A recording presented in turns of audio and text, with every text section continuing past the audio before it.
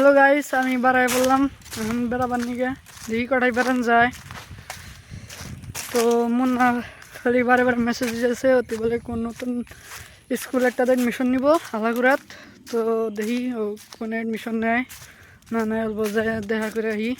বারবার মেসেজ করতেছে, ফোন করতেছে ও বাড়ি যাওয়া লাগে। তো এখন যাইতেছি ও বাড়িত। আমার বাড়ির সাইডেই রাস্তা আছে, যাওয়া যায় আর কি। তো যাইতেছি, চেহারাটাগুলো হালা করে নিয়ে যাওয়া লাগে, এডমিশন করানো লাগে।